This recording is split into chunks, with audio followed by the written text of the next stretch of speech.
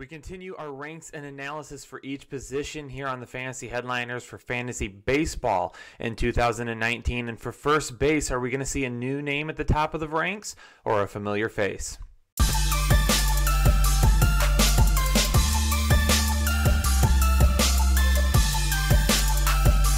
Hey, what's going on, Headliner Nation? Kyle back with you. Another episode here on the Fantasy Headliners, continuing our breakdown, position by position breakdown for fantasy baseball. And today we're going to be talking about first base, a very deep position. A lot of people out there that you could pick and choose from later in the draft, or you could spend a high pick and really get a nice bat for the middle of your lineup, because a lot of these guys, there's going to be some big power at this position this year like a lot of other years. So let's start jumping into this. Going to be breaking down the top 20 by position. Make sure that you like the video, please. Make sure you subscribe as well. If you're not already a member of Headliner Nation, please comment below and let us know if you're a new sub so we can welcome you to Headliner Nation personally. And again, if you like the video, you like the content, hit that like button, comment below with what you think about the rankings, and if there's anybody else that you would like to see on here, or did I get something wrong? Do you have someone higher or a little bit lower?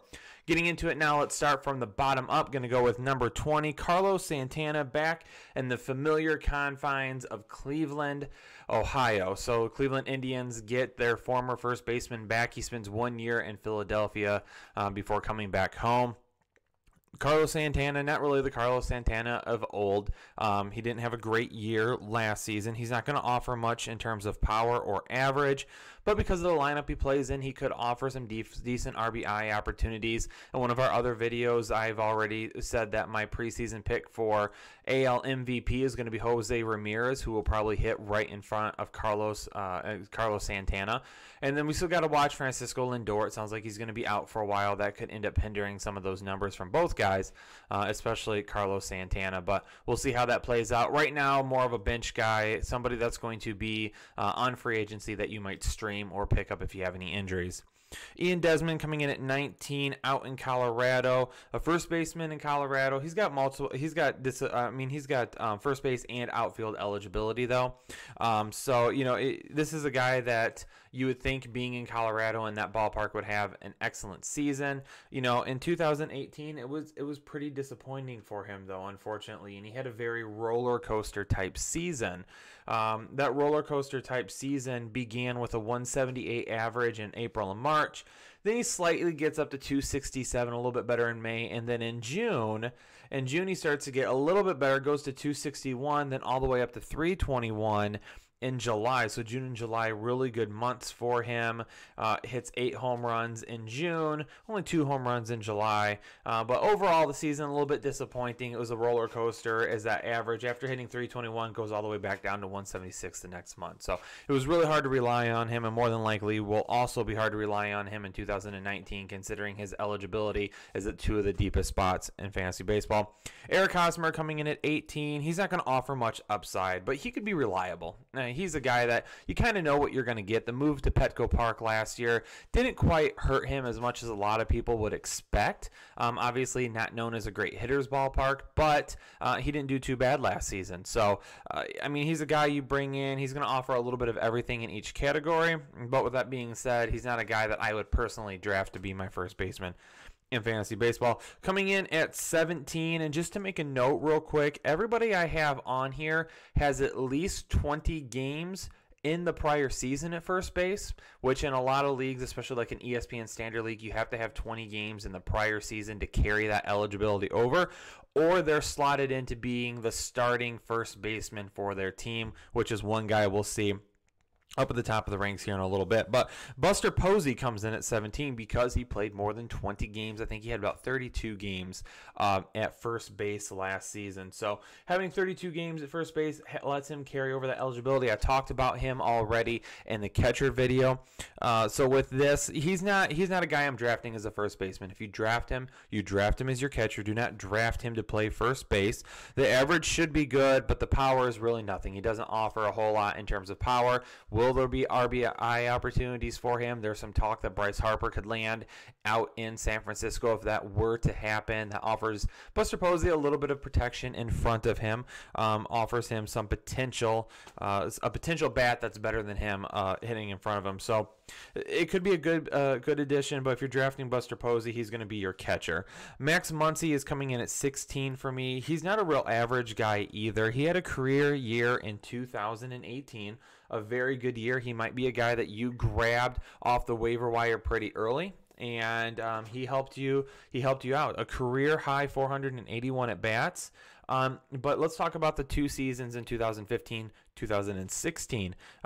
In those 2 seasons, he only hit 206 and 186. He only had 3 home runs and 2 home runs. Barely broke 100 plate appearances in each of those seasons. 2017 didn't play, and then 2018 in LA, and then he has 35 home runs and a 263 batting average out of nowhere. Struck out 131 times. I'm going to be careful with Max Muncy, just like I'm going to be careful with the guy in front of him who, could remind me a lot about him, Joey Gallo. Joey Gallo is not going to offer. I mean, Max Muncy, in terms of batting average, is Ted Williams compared to Joey Gallo.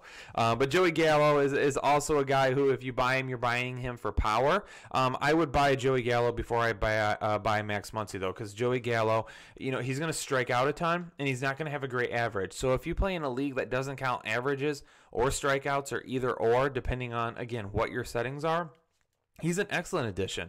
The last couple of seasons, at least 40 home runs, 92 RBIs last year. Again, he's barely going to hit over 200, though, and he's probably going to strike out almost 200 times in a season. So you don't love Joey Gallo, depending on your lineup, though. I mean, he's a guy that's going to offer you a ton of home runs. So if you spend picks everywhere that are more average, that are going to be driving in some runs, that are going to be safe bets, then Joey Gallo is a guy that you could potentially take at first base later on.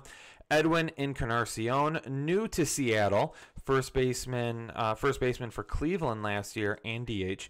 His move to Seattle, is it going to hurt him? It didn't hurt Nelson Cruz. So, and if Edwin Encarnacion goes out there, you could still see a lot of the same numbers. The issue is that Edwin Encarnacion's home runs have been trending down.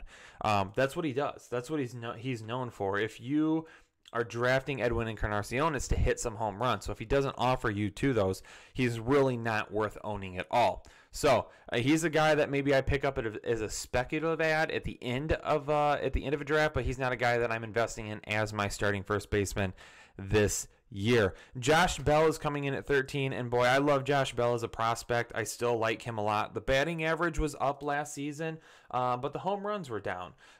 So in 2017, had a good season, 26 home runs and a 255 batting average. Hope to see a little bit higher of a batting average, and those home runs maybe continue to tick up as well. The batting average went up to 261, but the home runs went all the way down to 12. And then the doubles a little bit more, 31 doubles. Didn't quite have as many at bats, only 501 to 549. So he's still a young kid, though. He's going to be 26 this season, so he's getting ready to enter his prime. I really like Josh Bell. I think he's a guy, again, I think you can draft him to be your starting first baseman. I think now we're getting into that area where these are guys that I would draft as my starting first baseman, especially if I'm waiting on the position. At 12, I'm going to put in a familiar face there, Miguel Cabrera. He's not the Miguel Cabrera of old. I understand that. He's not going to offer you 30, 35, 40 home runs. He's not going to probably offer you even 100 RBIs with the lineup that they have in Detroit. But if he can stay healthy, which is a big if, a guy with a lot of back problems recently, if he can stay healthy, he's going to produce decent numbers. He'll probably hit anywhere between 285 and 295. He'll probably hit 20 to 25 home runs. He'll do some good things. This was really close for me. I almost put Josh Bell in front of Miguel Cabrera, but I think Miguel Cabrera is really looking to get it back together. I've been hearing good things about his health so far this season. I am going to go with him making a little bit of a bounce back and being better for the Tigers. And who knows, maybe if he comes out and he starts out on fire, there's somebody out there that's going to be willing to trade for him. Probably not going to happen, and I'd hate to see it happen, just like I did with Justin Verlander. but it's a business, and the Tigers need help. Jesus Aguilar coming in at number 11, breakout at the age of 28. So is it real? Should we be buying into it? He helped a lot of fantasy owners last year. More than likely, you got this guy off of the waiver wire. And if you did, boy, did he show out. He really, really helped you out last season. He ended up hitting, sorry about this, just lost my number scrolling back up, 135 hits, a 274 average. He did strike out 143 times, a little bit higher than we'd like to see, but 35 home runs and 108 RBIs. But here's the thing, and I'm going to talk about Jesus Aguilar here for a minute. A lot of people, and I've had some questions on him, and I've said, you know what, early on, without doing a whole bunch of in-depth research, which I've now completed, I don't know if I'm going to buy into him this year, but I think I will now. I think I'm going to change my mind because looking at a lot of the different stats from last year, a lot really didn't change. His extra base hit percentage is 10.6 the last couple of years. Walk percentage was up. Strikeout percentage was down. Home run percentage was up, but not a whole lot, just slightly. So, I mean, he's a guy, line drive percentage, 29% in 2017, 26% this year.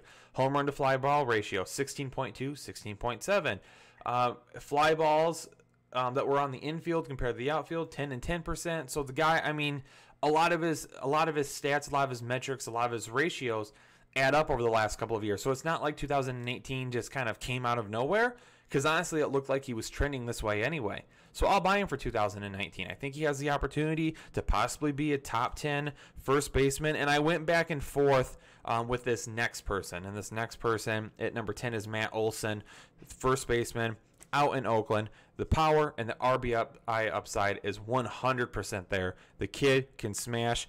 Batting average and Ks, those will absolutely be an issue. And that's why I kind of went back and forth on these guys a little bit. Jesus Aguilar, almost had him there, but again, a little bit of is this really the breakout or a little bit of luck?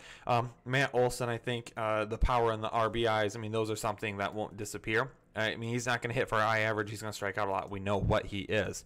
Matt Carpenter and Jose Martinez, teammates coming in at 9 and 8, who will not play first base this year because they have a new first baseman, and we'll talk about him in a few minutes. Matt Carpenter and Jose Martinez both had at least 20 games at first base last year, more than enough to qualify, so they get to keep their first base option, and they're going to have other eligibility too. Jose Martinez out to the outfield. Matt Carpenter, he's a guy that can move around all over the place. Matt Carpenter had a bad start, and he had a bad end, but in the middle, Matt Carpenter had a fantastic season. In the middle, he ended up hitting 155 with 2 home runs in April and March, but then in May he hits 297. In June he hits 313. In July he hits 333. In August he hit 262. And over that time he went from 2 to 5 to 8 to 11 home runs and then back down to 9 at the end of the season. And then he capped it off with, again, another horrible month, only hitting 170 and 116 plate appearances between September and October. So if you drafted him to be a high upside guy, and I did in a couple of expert leagues that I did last year, I drafted Matt Carpenter because I liked his home run upside. And it didn't end up quite happening, obviously, because it was a little bit of a slow start, but I think it was more than enough for what I was looking for. So he's a guy that, because of that hitting upside, I've got him inside the top 10 because of his eligibility as well. Jose Martinez is the breakout reel, back-to-back seasons of just fantastic numbers. I'm going to buy it. I'm going to buy Jose Martinez as well. I do like him. I think he's a definite lock for the top 10. It doesn't matter that he's going to be playing some outfield. It doesn't matter what they do with him. Again, I am 100% buying him. 163 hits. He's hit over 300 the last 2 seasons, 14 and 17 home runs. I mean, again, the guy is showing late signs of life here, just like some of these other, like a Max Muncy breaking out a little bit late, Jesus Aguilar breaking out a little bit late. Jose Martinez also breaking out late. Jose Abreu coming in at number 7. And honestly, I know that there's some fantasy owners that might have a sour taste in their mouth from last season because he just wasn't that great. And there's been a lot of trade rumors about him as well. But if you take out last season, which was a career low in at-bats, which led to a career low in total stats for some categories last season, if you take those out, he has been so consistent over the last several years. From his rookie season in 2014, For hits, 176, 178, 183, 189. For doubles, 35, 34, 32, 43. Home runs, 36, 30, 25, 33. RBIs, 107, 101, 100, 102. What else can you ask for? Again, I've talked about it on some of our other videos. If you're in a head-to-head league, I like more consistency in head-to-head leagues because one bad week can really be a bad season. It can really sway the season for you. If you're playing in a roto league, consistency doesn't matter nearly as much. I like a little bit more upside because the bigger picture is taken into account with roto league. So with Jose Abreu, I think he is a definite must grab for those of you who miss out on those first few first baseman because he is so consistent, and I like him moving forward. Joey Votto, 2018 was really, really bad, but with the exception of 2014 injuries, he has also been extremely consistent. So I'm going to throw 2018 out the window, and I'm going to say Joey Votto gets back to being part of his former self. I don't think we're looking at MVP type numbers or anything like that. Having Yasiel Puig there will probably help him. Having Matt Kemp there will probably help him. So these are all things that I definitely will consider with Joey Votto. And I have seen some articles, and I have seen some people out there saying Joey Votto's overrated. He's definitely going to be a bust for this year. I've heard those things, but I'm not fully buying into it because I don't think he has that bad of a lineup around him. Jose Peraza leading off. If he can get that average up, a big stolen base threat at the top of the lineup. Then Scooter Gennett at the number 2 hole more than likely. Joey Votto, Eugenio Suarez, Matt Kemp, Jesse Winkler, Sal Puig. He's got guys all around him that are going to offer some upside in terms of average, stolen bases, home runs. Cincinnati has a pretty decent lineup this year, I will say. I don't think they're winning the NL Central, but I think it is a lot better than they're given credit for. Coming in next is Hoskins. Rhys Hoskins at number 5. This is one of the guys that I said that, even if the numbers didn't match up from last season to give him the eligibility, he's right now pegged to be the starting first baseman for the Philadelphia Phillies. Only 17 games at first base last year, so depending on your eligibility, he might not have first base eligibility to start the season. You might have to wait 10 games for that. If that happens, though, a full season should show that power upside. And the lineup will probably look a little bit better with Bryce Harper. If Bryce Harper is able to or does end up signing with the Philadelphia Phillies, even though, again, I've been critical of Harper in some videos this year because I do feel like he might be a little bit overrated. Okay, even with that being said, if he hits in front of Rhys Hoskins and he sees a lot of intentional base on balls, then there's a really good chance that Hoskins is going to have a guy at least on first base with an opportunity to hit and have an RBI opportunity, a game-changing type opportunity with home runs and things like that, and he absolutely has the power to do that. So it could be a big mistake to try and go through Harper to get to a guy like Hoskins. So he has that going for him. Cody Bellinger is going to come in at number 4, a guy that I wasn't super high on last season. I talked about him already in a must-have video, but his K percentage last season actually went down from 26.6 to 23.4. Base on ball percentage was down slightly, 11.7 to 10.9, but the line drive percentage between the last 2 seasons was nearly identical, 23 and 22 the last 2 seasons. Cody Bellinger didn't give you the home runs you drafted him for last year, but again, like I mentioned in the other video, go over there to our must-have fantasy baseball video because then you'll get a chance to see a little bit more about what I'm talking about in terms of why I'll take him this year. Anthony Rizzo coming in at number 3. The power was slightly down in 2018, but RBIs and average were still there. A guy that plays in a really good lineup and a hitter-friendly ballpark. Let me take him at number 3 every day of the week. I kind of went back and forth on him and Freddie Freeman at number 2, but I'm going to go with Freddie Freeman because that's just such an amazing lineup there in Atlanta that Freddie Freeman has a chance to have a terrific season. If he can get 30 or more home runs this season, I think you're looking at MVP type numbers. I think you're looking at probably a career year for him. Freddie Freeman, again, just very consistent. Him and Anthony Rizzo, 2-3, 3-2, doesn't matter. They're right there together. And then at number 1, finishing it off, a familiar face, Paul Goldschmidt. Slow start to 2018, but in 2019, don't worry about this guy. He will be back. Talked about the lineup in St. Louis already. Paul Goldschmidt is going to be right in the middle of that. He's not a guy that I'm going to spend like a top first-round pick on. I mean, in a lot of leagues last year, Paul Goldschmidt went like 1 overall in a lot of leagues. And if not 1 overall, at least top 5. And because of that, it hurt a lot of owners.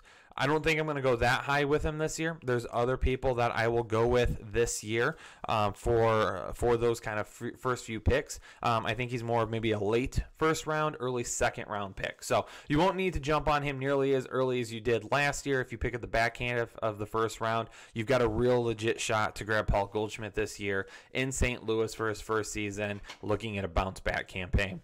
Thanks for checking out this video of the first baseman rankings and analysis. You can check out all of my rankings on Fantasy Pros website.